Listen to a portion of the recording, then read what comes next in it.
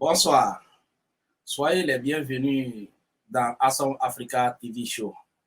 Aujourd'hui, nous avons l'honneur d'accueillir pour une nouvelle fois dans le studio virtuel de Bronzenet basé à New York, Monsieur Gérard Diadé. Monsieur Diadé est l'auteur du recueil de nouvelles Coup de théâtre. Dans la première partie de cette émission, il nous parlera bien évidemment de son recueil de nouvelles et dans la seconde partie, on parlera de la rencontre des auteurs francophones qui a eu lieu au Centre culturel français de New York, dont il a pris part. Monsieur Diadé, bonsoir. Oui, bonsoir. Et comment ça va? Oui, je vais bien, je vais bien. Ok. Votre journée? Oui, ça va. Ok. Bon, depuis le début de l'année, on ne s'est pas vu, compte tenu de mon voyage que j'ai effectué au pays. Donc, on devrait se voir depuis, mais pour parler de votre rencontre qui a eu lieu tout récemment. Oui, effectivement. Bon, il s'est fait que, compte tenu du temps, j'avais beaucoup d'éléments que j'ai ramenés du pays. Normalement, je devais faire des montages. Donc, il s'est fait qu'on ne s'est pas vu. Bon, Dieu merci, aujourd'hui, on est là. Bon, c'est vrai que nous avons eu ici comme en tant qu'invité, mais bon, cette fois-ci, il y a de nouveaux abonnés et puis il y a nos téléspectateurs qui ne vous connaissent pas. Est-ce que vous pouvez vous présenter à nouveau à nos téléspectateurs? Oui, je salue tout le monde. Je suis content de vous retrouver encore pour une fois, de façon lapidaire, de façon laconique.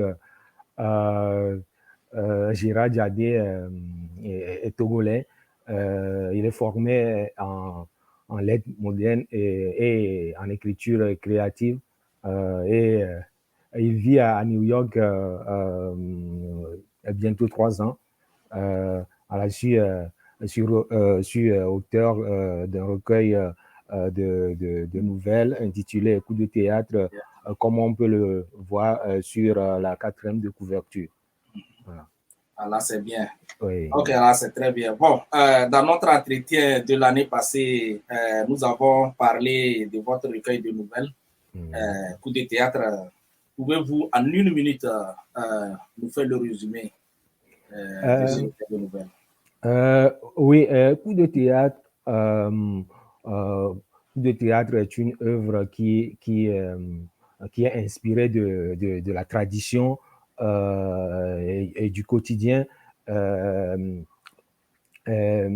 façon simple, l'œuvre est traversée par la tradition, puis principalement l'importance de la virginité. Nous savons tous que l'Afrique, c'est le continent où la virginité revêt d'une importance capitale. Il y a également le racisme que je n'ai pas oublié dans l'œuvre. Il y a également, on parle également de la déception, la déception conjugale, la déception dans l'intrigue de façon quotidienne. Donc, tous ces thèmes-là traversent l'œuvre. C'est ce que je peux dire de façon abréviée pour le moment. Voilà, le lecteur peut découvrir encore d'autres éléments avec une lecture approfondie. C'est ça. Non, après, je vais poster vos contacts. D'accord. Merci beaucoup, Monsieur Gérard. Ok. Bon, je vais faire la transition. Comme vous avez parlé du racisme et puis de la discrimination. Bon, dans l'une de vos nouvelles intitulée Missive d'un exil, vous avez évoqué le problème du racisme, de la discrimination.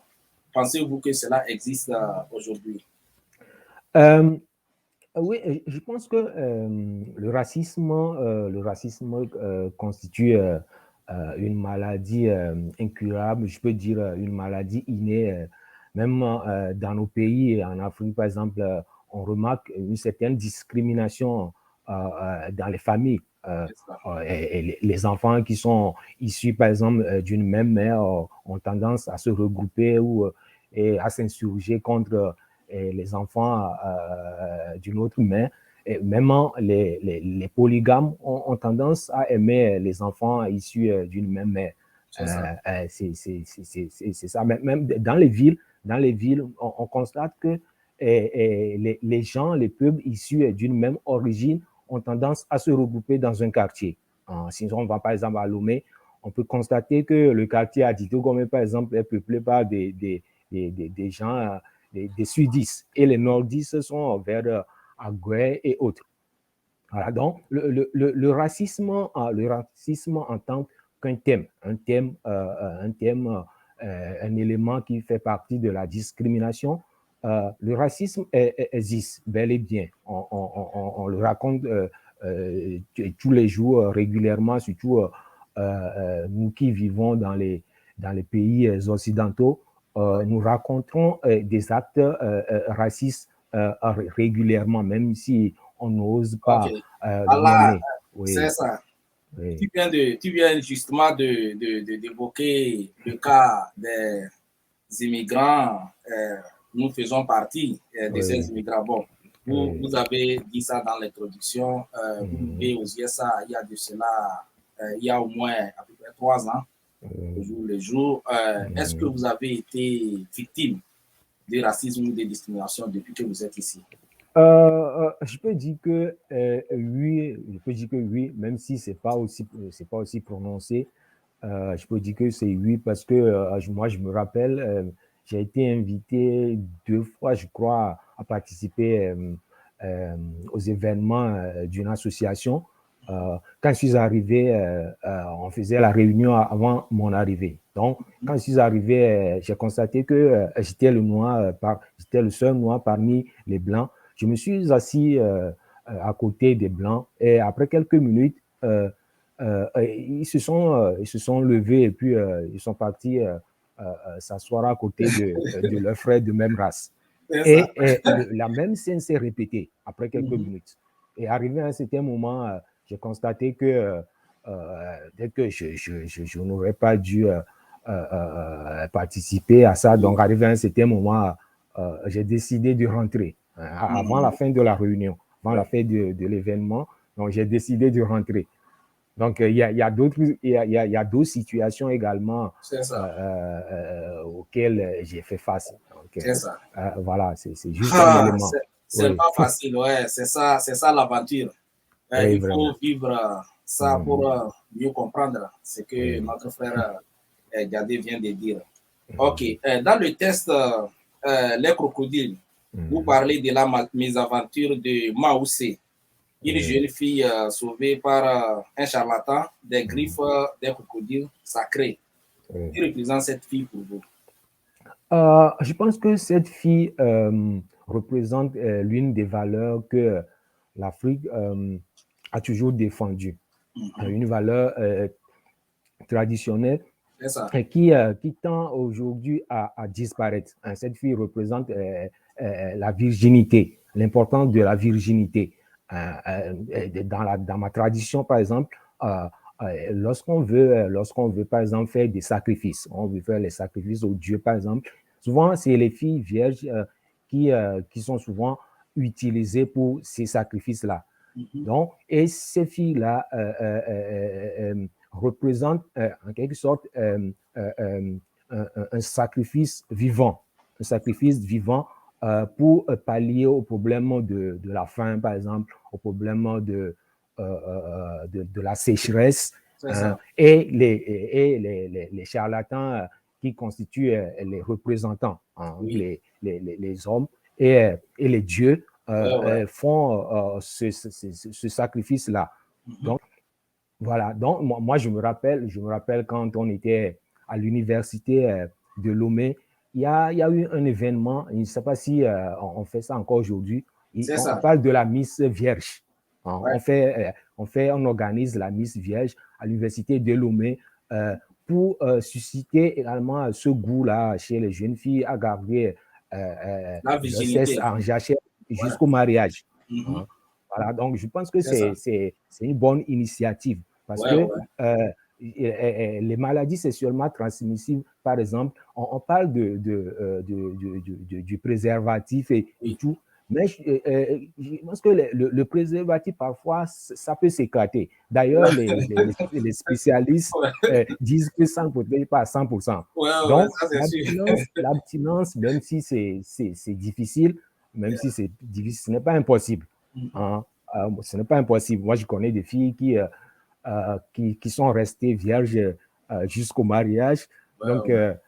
je pense que c'est également une valeur à encourager, à promouvoir la Ok. virginité.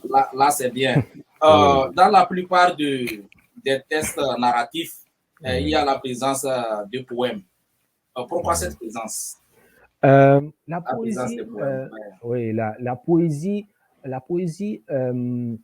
la poésie constitue, je pense, constitue le nerf de toute création littéraire. Dans les textes narratifs, quand on prend un roman, quand on prend une nouvelle, il y a toujours il y a la poésie. C'est Parce ça. que sans la poésie, on peut pas construire un texte. Donc, dans mon œuvre, j'écris, j'introduis des poèmes, la poésie, euh, pour que le lecteur qui aime également la poésie puisse trouver son compte. Parce qu'il y a la narration, il y a le dialogue qui constitue également un élément capital de la dramaturgie. Lorsqu'on prend une pièce de théâtre, par exemple, le dialogue est récurrent. C'est Donc, ça. la poésie également, la poésie, le dialogue et puis la narration constituent des éléments, constituent des aspects de cette œuvre. Donc, ça permet également aux lecteurs, à tous les lecteurs, de trouver leur compte et ça enrichit également et ça donne une image à l'œuvre qui se veut également une œuvre en quelque sorte multiforme. C'est ça. Voilà. C'est bien. Oui. Ok, nous avons à peine une minute pour prendre la pause. Bon, si c'est la rentrée scolaire 2020, 2021-2022, au Togo, initialement prévu et repoussé au 27 septembre, a finalement eu lieu.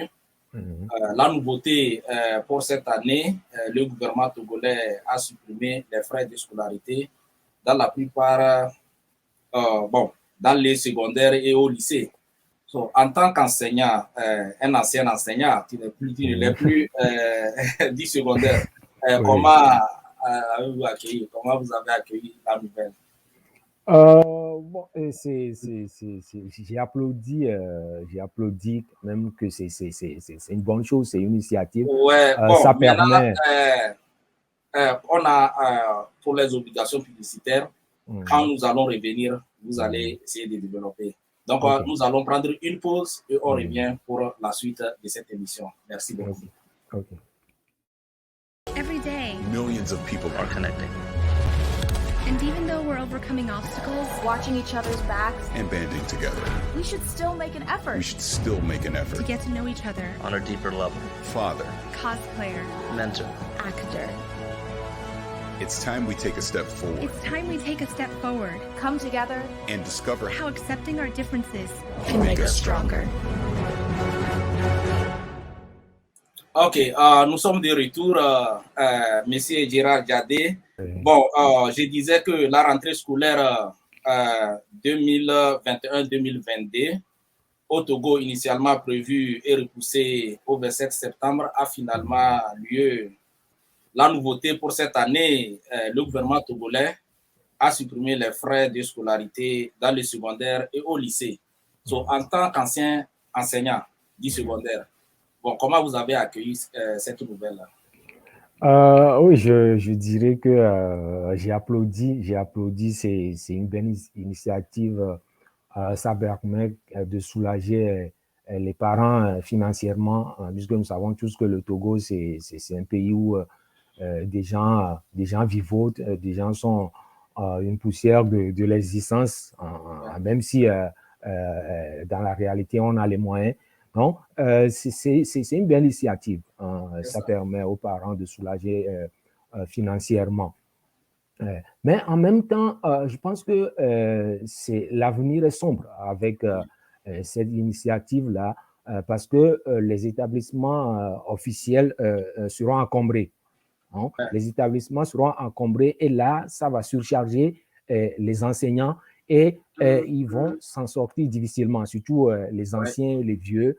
Donc, ça pose d'autres problèmes. Il va falloir qu'on recrute beaucoup, qu'on recrute beaucoup d'enseignants. Il faut que, voilà, il faut que l'État recrute des enseignants. Et également, je pense que ça va avoir des problèmes sur les études supérieures également. Parce que le Togo, moi, j'ai comme l'impression que le Togo copie servilement les pays occidentaux. C'est ça. Aux États-Unis, par exemple, c'est seule l'université est payante. Et ça coûte cher. Donc, à l'allure où vont les choses, moi, je me demande si les frais de scolarité universitaires ne vont pas, on ne va pas décupler ces frais-là. Et ceux qui auront les moyens pourront aller à l'université. Et ça cause d'autres problèmes parce que des talents ne peuvent pas accéder à l'université parce qu'ils n'ont pas les moyens. Donc, il faut qu'on réfléchisse à cette suite-là pour que à la suite, on ne se retrouve pas dans de graves problèmes.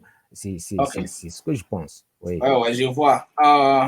Bon, l'année, en mai dernier, vous avez fait une rencontre des auteurs francophones au Centre culturel français à Manhattan. Pouvez-vous nous parler de cette rencontre? Oui, la première rencontre des auteurs francophones en mai dernier qui s'est déroulée dans le quartier Manhattan à Frenchy Wink qui est un centre culturel français. C'était un événement qui a été organisé par Sandrine Coucourou qui a voulu que les auteurs francophones des États-Unis se rencontrent et également rencontrent les lecteurs.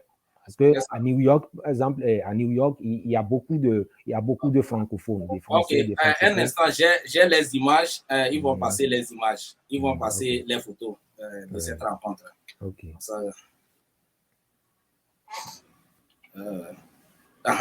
C'est vous, je vois là-bas. Oui, c'est effectivement. Effectivement. Oui. Là, je suis devant deux auteurs en train, avec une œuvre en main, je suis en train de discuter avec l'auteur qui est en face. Là, c'est bien. Je venais juste d'entrer dans la salle d'exposition comme ça. Ok, là, c'est bien. Voilà. Ok, on va voir l'image. Et celle-là? Voilà. Celle-ci, c'est une lectrice. Elle est venue pour acheter, elle est venue pour nous rencontrer, les créateurs. Donc, elle est en train de feuilleter, de jeter coup d'œil avant d'acheter les œuvres. Ok, là, c'est bien. Oui. Ah, c'est bien. Voilà. Et c'est également des lecteurs. En face, il y a une romancière qui est en train de dédicacer son œuvre. Voilà, donc, voilà des lecteurs qui sont là pour partir avec une œuvre ou bien pour échanger. Ok. Ils achètent ou bien? Oui, ils ont acheté. Il y a beaucoup. Moi, j'ai vendu pratiquement une dizaine de mon œuvre. Là, c'est bien. Oui. Très bien. Oui. C'est bien. Là. Ici, Et- je vois les drapeaux des différents pays là, mais je ne vois pas le drapeau togolais, notre drapeau. Oui, Pourquoi? c'est une observation lumineuse. Bon, je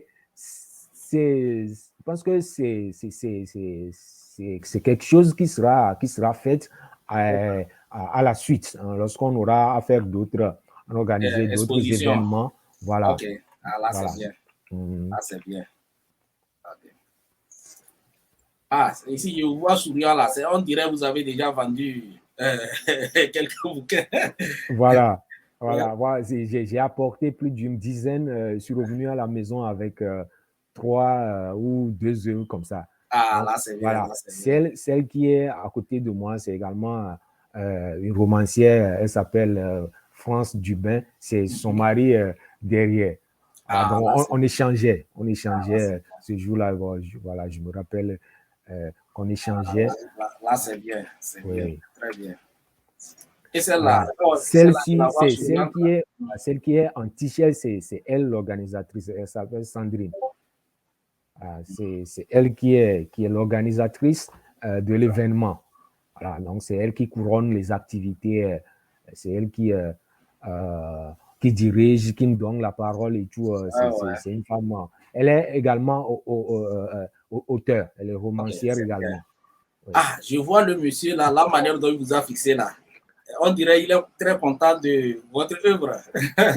Oui, effectivement, il voudrait s'imprégner du contenu. Donc, j'essayais de le faire entrer dans l'univers, dans mon intrigue. Donc, on échangeait. Voilà, c'est également un Français. C'est un Français qui vit ici à à New Texas, York. je crois. Oui, il était venu principalement pour prendre part à l'événement. D'accord. Là, c'est bien. C'est très bien. C'est bien. Voilà.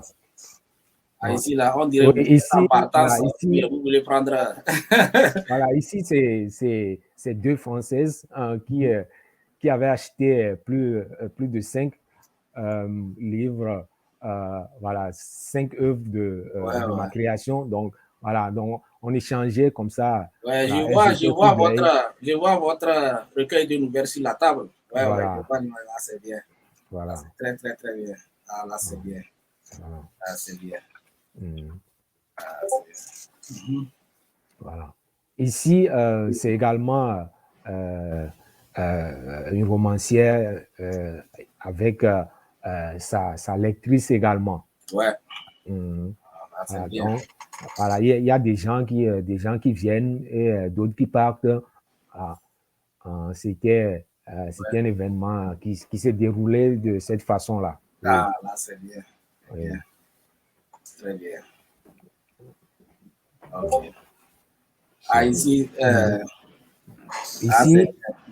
Ici, c'est également la même chose. Les 2 femmes devant, c'est des lectrices également. Okay. À côté, il y a l'auteur et également une fille qui est là également, qui observe, qui jette coup d'œil.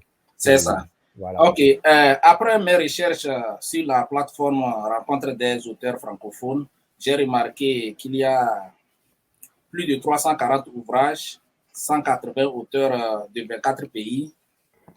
Quels sont les avantages de faire partie d'une telle plateforme?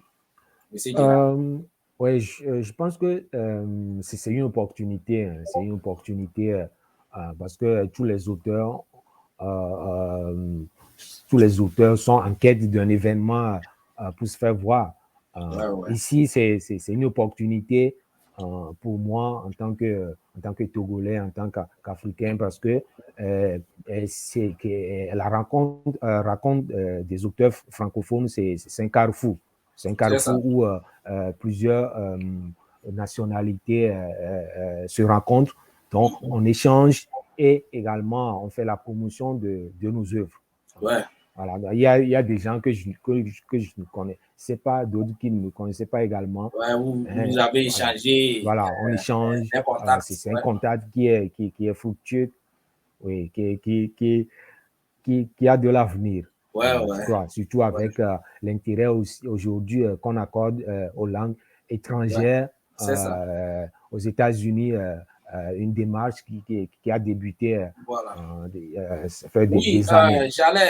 J'allais en venir. Comme ici aux États-Unis, nous vivons dans un pays anglophone. Bon, est-ce que ça marche avec vos bouquins? Je ne sais pas. Hein? Oui, ça c'est une inquiétude. C'est normal parce que nous sommes dans un pays anglophone. Bon, ça tarde à venir, mais je pense qu'il y a de l'espoir. Je pense qu'il y a de l'espoir. Surtout avec ce genre de rencontres et puis avec les émissions que nous faisons actuellement, les gens il y a plein de gens qui vivent ici, qui viennent des pays francophones. Donc, les gens ont besoin de ce genre de bouquins pour pouvoir lire. Bon, Monsieur Gérard, je n'ai pas assez de temps. Bon, quel est votre mot de fin? Et puis, j'aimerais aussi que vous nous donniez votre adresse, comment les gens pourront vous joindre s'ils ont besoin de vous joindre. En un mot, je dirais que la littérature, la langue française, c'est une ouverture. C'est une ouverture. Donc, j'invite les francophones et également les anglophones à s'intéresser à la langue française, aux œuvres littéraires francophones et françaises. Parce que nous sommes aujourd'hui dans un monde où une seule langue ne suffit pas. Ok, d'accord. Donc, notre temps est fini. Merci beaucoup d'être venu. C'est moi qui vous remercie. Ok, merci à vous de nous avoir suivis, notamment nos frères et sœurs africains dans le Bronx qui suivent notre chaîne. Je n'ai pas oublié les internautes qui nous suivent sur YouTube et sur Facebook. Donc, pour ceux qui ne sont pas encore abonnés à Aso Africa TV Show, vous pouvez vous abonner sur notre chaîne YouTube. Nous avons aussi notre page Facebook qui est Aso Africa TV. Donc, je vous remercie beaucoup et à la prochaine. Bye bye. Bye bye.